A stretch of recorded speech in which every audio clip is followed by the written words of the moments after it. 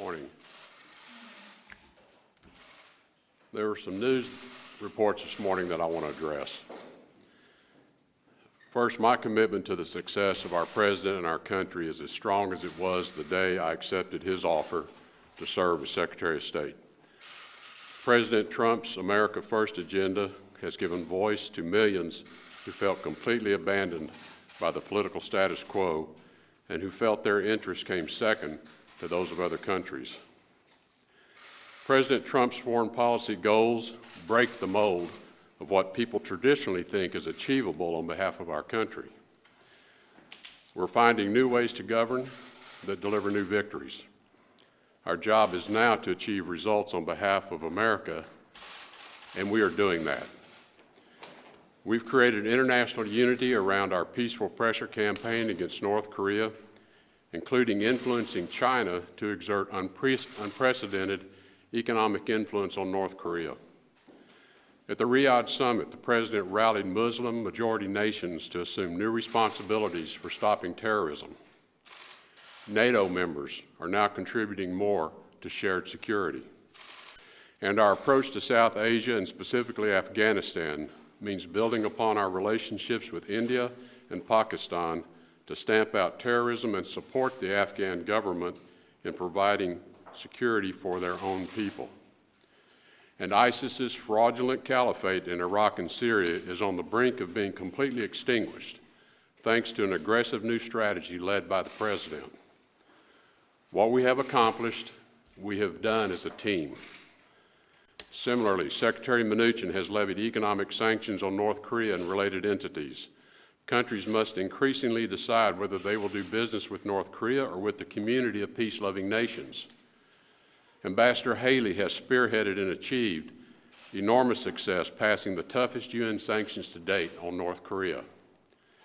General Mattis and I communicate virtually every day, and we agree that there must be the highest level of coordination between our diplomatic efforts and our military efforts.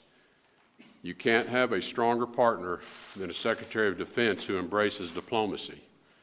And I hope he feels he has the partner he needs at the State Department. And this is just the beginning of the list of partners and friends across the government who are all working for the American people. There's much to be done, and we're just getting started. To address a few specifics that have been erroneously reported this morning. The Vice President has never had to persuade me to remain as Secretary of State because I have never considered leaving this post. I value the friendship and the counsel of the Vice President, and I admire his leadership within President Trump's administration to address the many important agendas of President Trump, both from a foreign policy perspective and a domestic objective. Let me tell you what I've learned about this president, whom I did not know before taking this office. He loves his country. He puts Americans and America first. He's smart. He demands results wherever he goes, and he holds those around him accountable for whether they've done the job he's asked them to do. Accountability is one of the bedrock values the President and I share. While I'm new to Washington, I have learned that there are some who try to sow dissension to advance their own agenda by tearing others apart in an effort to undermine President Trump's own agenda. I do not, and I will not operate that way. And the same applies to everyone on my team here at the State Department. When I wake up in the morning, my first thoughts are about the safety of our citizens at home and abroad. There's no more important responsibility I carry with me than ensuring that Americans are safe. Providing for the security of the United States must be the #1 goal of our American foreign policy. President Trump and his administration will keep moving forward as one team with one mission, doing great things for the United States of America to make America great again. Thank you. Is that the only thing that you consider to be erroneous in that article? I think it's the most important element of the article is to reaffirm my commitment to this role that President Trump's asked me to serve and to dispel with this notion that I have ever considered leaving. I have answered that question repeatedly, For some reason, it continues to be misreported. There's never been a consideration in my mind to leave. I serve at the appointment of the President, and I'm here for as long as the President feels I can be useful to achieving his objectives. Mr. Secretary, do you agree with Secretary Mattis that the United States should stay in the JCPOA? We'll have a recommendation for the President. We're going to give him a couple of options of how to move forward to advance the important policy towards Iran. As you've heard us say many times, the JCPOA represents only a small part of the many issues that we need to deal with when it comes to the Iranian relationship. So it is an important part of that, but it is not the only part. And I've said many times we cannot let the Iranian relationship be defined solely by that nuclear agreement. Did you address the main headline of this story that you called the president a moron? And if not, where do you think these reports or ideas are I'm not going to deal with petty stuff like that. I mean, this is what I don't understand about Washington. Again, I'm not from this place. But the places I come from, we don't deal with that kind of petty nonsense. And it is intended to do nothing but divide people. And I'm just not going to be part of this effort to divide this administration. Mr. Secretary, did you speak with the President about the report, and did he ask you to make a statement? Or is I have not spoken to the President this morning. I think he's on his way to Las Vegas, is my understanding. Secretary, do you have a partner in Islamabad? You just met the foreign minister. Do you have a reliable partner in Pakistan now after meeting the foreign minister of Pakistan earlier today? Yes, I believe we do. I think the Pakistan relationship and the U.S. relationship is extraordinarily important regionally. And as we rolled out the South Asia strategy, we spoke about it in a regional context. It is not just about Afghanistan. This is about the importance of Pakistan and Pakistan's long-term stability as well. We have concerns about the future of Pakistan's government too, in terms of them. We want their government to be stable. We want it to be peaceful. And many of the same issues they're struggling with inside of Pakistan are our issues. So we think there is opportunity for us to strengthen that relationship. We're going to be working very hard at all levels, from the State Department to the Defense Department to our intelligence communities, as well as economic commerce opportunities as well. So it really is a regional approach, and Pakistan is critical, I think, to the long-term stability of the region. Thank you very much. What is the date of the President's tweets on North Korea?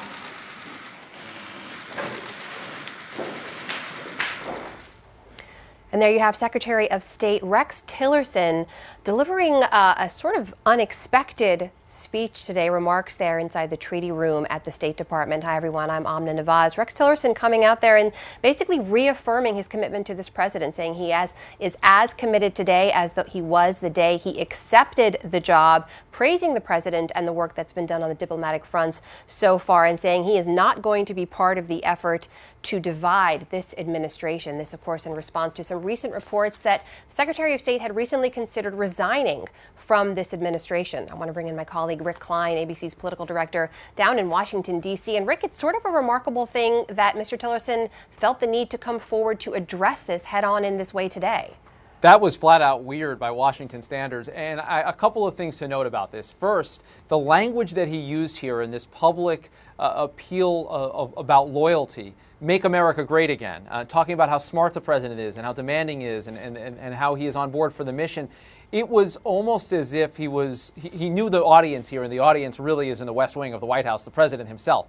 The report that was out there from another news organization, something that we haven't confirmed, that Rex Tillerson had privately called the president a moron in conversations and had to be talked out of resigning. He went out there today to respond. And look, there's stories that circulate all the time about individual cabinet members being unhappy, even considering resigning. Rex Tillerson felt strongly enough, I think, about internal relationships in the West Wing that he needed to go out there today and say flat out that he never considered resigning. He was asked, though, about the specific allegations in the story, including that the moron comment, and you didn't hear a specific denial around that. What you heard here was a pledge of allegiance, of loyalty, of fealty, of saying he is on the same page as President Trump. And again, I think for the internal mechanics of how the White House functions, that's an important point. because it's hard to operate as a cabinet secretary or anything in this White House if you don't have the trust of the President of the United States himself.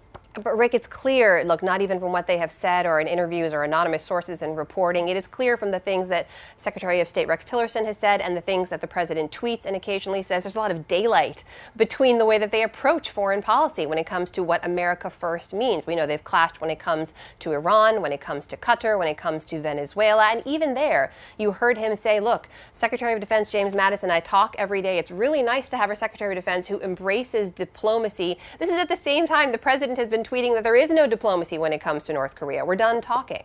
Yeah, and the contradictions on North Korea went out there directly to say that Rex shouldn't waste his time anymore because we're done talking to the rocket man over there in North Korea. Not diplomatic at all. And it's hard to discount these things. There's always a potential for strategy here. The president likes being unpredictable and maybe playing people off each other. But the degree to which he has publicly undercut his own Secretary of State is jarring. And think about it from Rex Tillerson's perspective. He didn't come into the White House with a long relationship with President Trump. He headed ExxonMobil, one of the nation's largest companies. He spent his whole career there, rose through the ranks, took on this role, an unexpected one from the business perspective. He's not used to having a boss, and he's certainly not used to having a boss like President Trump. That can be challenging, and we've heard this from people at every level of the administration, that a lot of it is adjusting to that. And I think a piece of that is maintaining loyalty with the boss. Just last week, President Trump essentially fired a cabinet secretary who got on his bad side, who annoyed him for a couple of maybe well-founded reasons.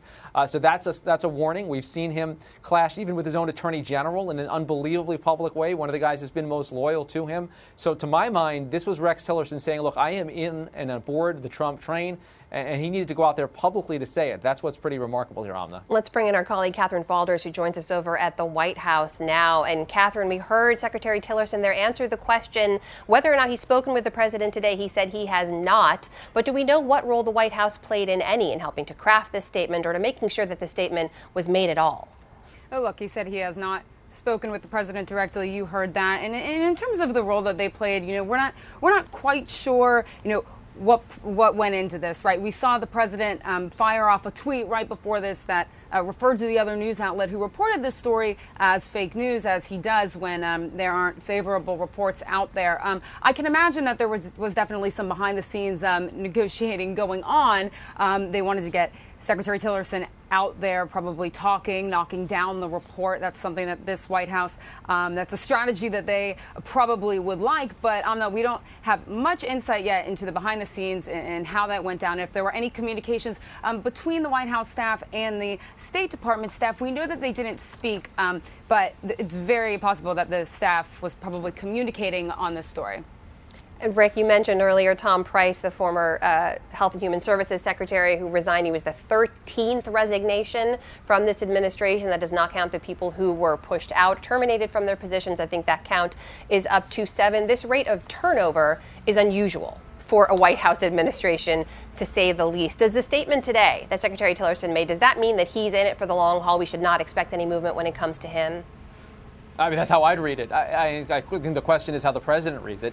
I think Tillerson is a guy that understands Trump, and he understands how to speak the Trump language after 9 months or so on the job. And he understands that story out there is a damaging one.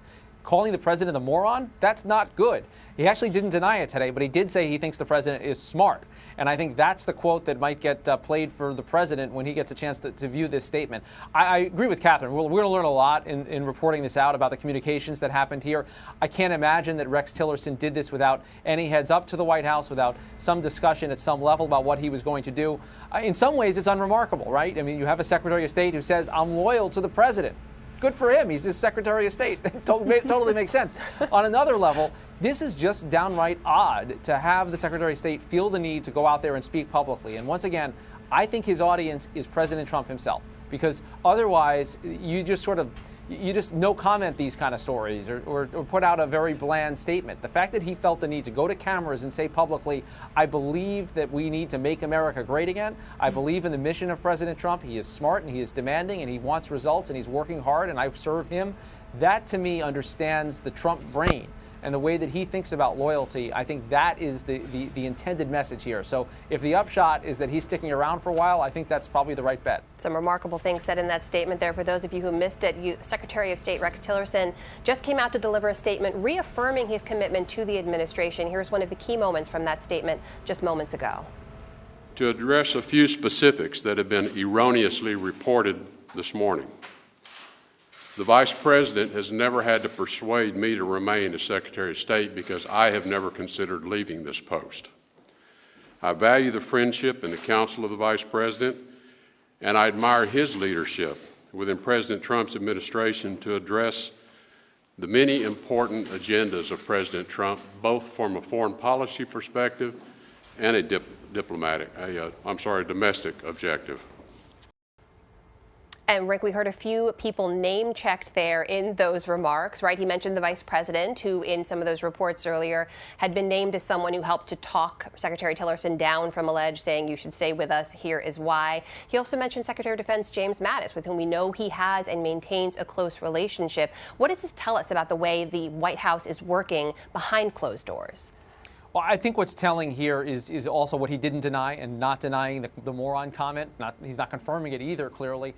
It goes back, part of the reporting around this goes back to that speech that the president gave to the Boy Scouts a couple of months ago, a now infamous speech. Rex Tillerson was president of the Boy Scouts, served in the Boy Scouts, believed strongly in the institution, appeared at that same gathering just a few days before the president. The president came to their gathering and gave a very political speech, so much so that the Boy Scouts president had to apologize to his membership. So we know that there was anger around that. We know that there's been anger and flare-ups between the State Department and the White House over some hiring decisions. It has slowed the process because there's been White House involvement in the Deputy Secretary of State and Undersecretary of State ranks and not allowing some Tillerson people to be installed there. We also know there's been some policy disagreements. But I think it was important in terms of reading the tea leaves of the staff there, the people he name-checked there. He seems to clear Vice President Pence of any involvement. And I think he was very particular in what he denied and how he denied it, again, thinking about his audience, the president himself. Catherine Faulders over at the White House. Rick mentioned that Boy Scout speech is one moment that stands out